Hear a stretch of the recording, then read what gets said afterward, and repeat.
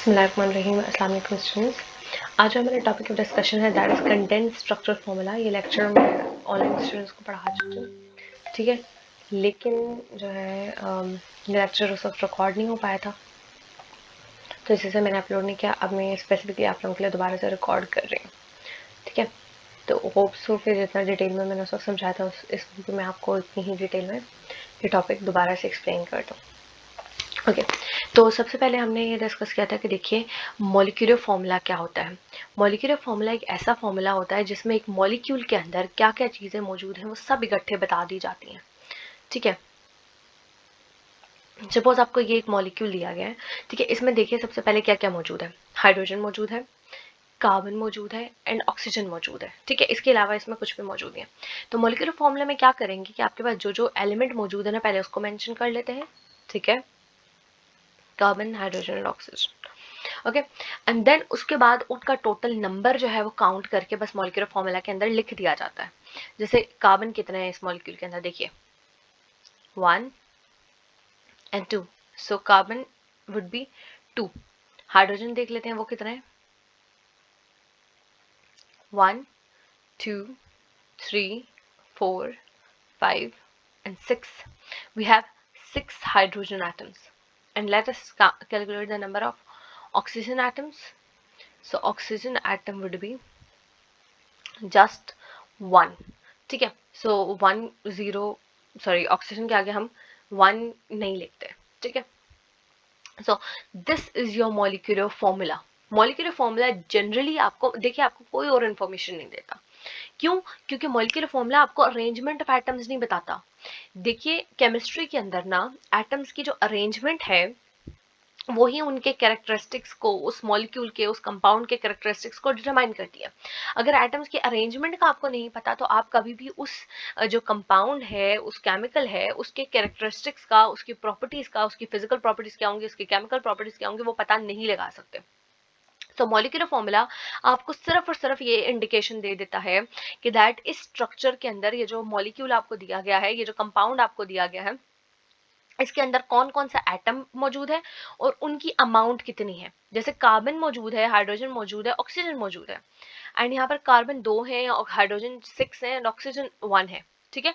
इसके अलावा ये आपको कोई भी एग्जाम्पल नहीं देता। लेकिन देखिए अगर हम इसी कंपाउंड को खोल के लिख लें, ओके, तो उसकी एक अरेंजमेंट क्या बन रही है, एटम्स की अरेंजमेंट एक बन रही है कुछ इस तरह की, ठीक है। That is an alcohol, ethanol, ठीक है, जिसमें 2 कार्बन एक दूसरे के साथ अटैच है, उनके साथ हाइड्रोजन अटैच है और एक कार्बन के साथ एक ऑक्सीजन अटैच है और उस ऑक्सीजन के साथ एक हाइड्रोजन अटैच है, ठीक है। एक अरेंजमेंट आपकी ये बन रही है इस C2H6O की। दूसरी अरेंजमेंट क्या बन रही है, जिसमें एक कार्बन ऑक्सीजन के साथ अटैच है और फिर वो ऑक्सीजन हाइड्रोजन के साथ अटैच नहीं है बल्कि क्या है, दूसरे कार्बन के साथ अटैच है और दोनों ही कार्बन जो है वो ऑक्सीजन के साथ अटैच होने के साथ साथ हाइड्रोजन के साथ भी अटैच है। सो यहाँ पे भी देखिए 2 कार्बन है हमारे पास, एक ऑक्सीजन है और 6 हाइड्रोजन है, 1 2 3 4 5 6। So we have C2H6O, again the same molecular formula. But देखिए यहाँ पर इसकी स्ट्रक्चरल अरेंजमेंट, इसके स्ट्रक्चर के अंदर एटम्स की अरेंजमेंट और इस स्ट्रक्चर के अंदर एटम्स की अरेंजमेंट क्या है, दोनों के अंदर बहुत ज्यादा डिफरेंस है, ठीक है। सो ये वाला जो डिफरेंस है यही इनकी डिफरेंट केमिकल प्रॉपर्टीज और फिजिकल प्रॉपर्टीज वगैरह को जस्टिफाई करेगा। लेकिन ये जो मॉलिक्यूलर फॉर्मूला है हमें ये सिर्फ बता रहा है कि दैट कौन कौन से एलिमेंट मौजूद है, कार्बन है, हाइड्रोजन है, ऑक्सीजन है, और वो कितनी कितनी अमाउंट में मौजूद है, 2 है, 3 है, 10 है, 12 है, ठीक है। बस वो अमाउंट हमें पता चल रही है, इसके अलावा हमें कोई भी इंफॉर्मेशन नहीं मिल रही। So this is your molecular formula.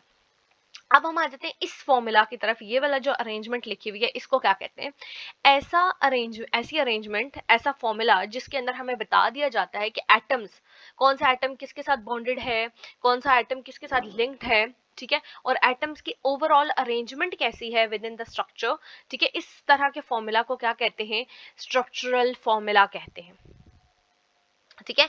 So this formula should be the structural formula, जिसमें आपको बता दिया गया है कि ये देखिए ये वाला कार्बन जो है वो 3 हाइड्रोजन के साथ बॉन्डेड है, ठीक है, और एक कार्बन के साथ अटैच्ड है, ठीक है। और आपको ये समझ लग रही है कि ये वाला कार्बन जो है वो 2 हाइड्रोजन के साथ डायरेक्टली बॉन्डेड है, एक कार्बन के साथ बॉन्डेड है और एक ऑक्सीजन के साथ बॉन्डेड है, ठीक है। और यहाँ पे आपको पता चल रहा है कि ये वाला कार्बन है ऑक्सीजन के साथ बॉन्डेड है और ये 3 हाइड्रोजन के साथ बॉन्डेड है, ठीक है। एंड देन ये वाले कार्बन का भी सेम केस है कि 3 हाइड्रोजन के साथ बॉन्डेड है और एक ऑक्सीजन के साथ बॉन्ड बनाया हुआ है इसने, ठीक है। तो इस तरह की ये जो अरेंजमेंट ऑफ एटम्स आपको पता चल जाती है विद इन अ मॉलिक्यूल या विद इन अ कंपाउंड, वो आपको पता चलती है विद द स्ट्रक्चरल फॉर्मूला, ठीक है। लेकिन क्या होता है कि आप हर मॉलिक्यूल का उसमें 1000 एटम्स हो सकते हैं, ठीक है। तो अब इन 1000 एटम्स को यूं खोल खोल के लिखना बहुत ज्यादा मुश्किल हो जाता है, इस वजह से we move towards the condensed structural formula. So condensed structural formula में क्या होता है कि दैट जो स्ट्रक्चरल फॉर्मूला होता है ना, उसी को कंडेंस्ड फॉर्म में लिख दिया जाए। जो मेन चेन वाले कार्बन एटम्स होते हैं उनके साथ जो ग्रुप्स अटैच्ड हैं उनको अच्छे तरीके से अरेंज करके लिख दिया जाए तो हमारे पास क्या आ जाता है, कंडेंस्ड फॉर्मूला आ जाता है, ठीक है। So you have the carbon carbon atoms, ठीक है, ये आपके मेन चेन में है। आप इनके साथ जो ग्रुप्स अटैच्ड है ना, आप उनको अच्छे तरीके सही तरीके से कंडेंस्ड फॉर्म में लिख लेते हैं, then that is your condensed structural formula. Structure formula की ही शॉर्ट फॉर्म आपने लिख दी। जैसे देखिए स्ट्रक्चर फॉर्मूला में सबसे पहले यहाँ पर क्या आ रहा है, कार्बन जिसके साथ 3 हाइड्रोजन बॉन्डेड है, so it should be CH3। फिर नेक्स्ट कार्बन मेन जो चेन है ना, वो कार्बन की चेन होती है ना इन ऑर्गेनिक कंपाउंड्स में, ठीक है। तो इस कार्बन के साथ आप कार्बन लिखेंगे और क्या क्या अटैच है,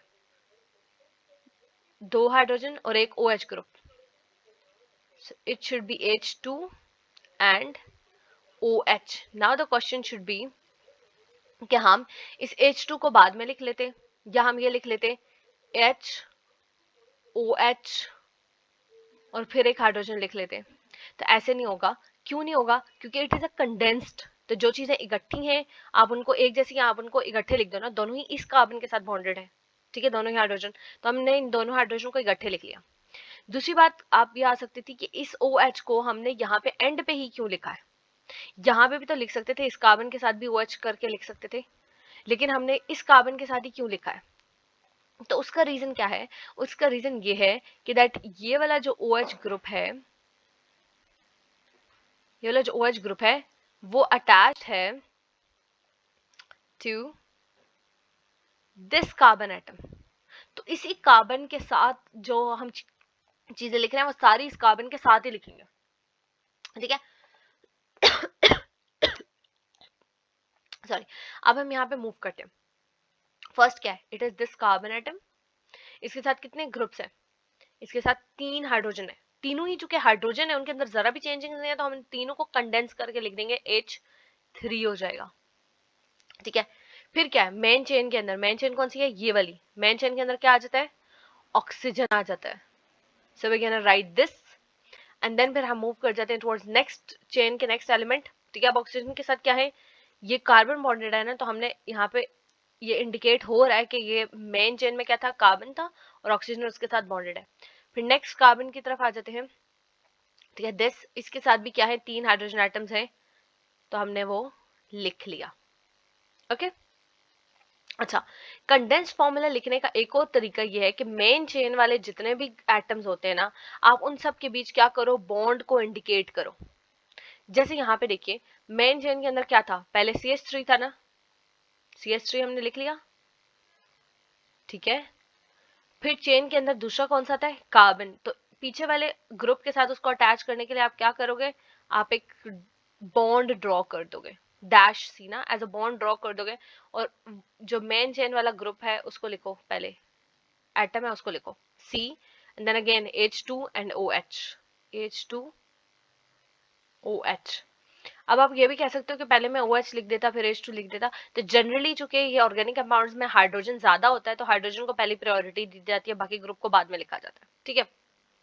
अब यहाँ पे देखिए मेन चेन में क्या है, पहले कार्बन, इसको लिखिए CH3, ठीक है।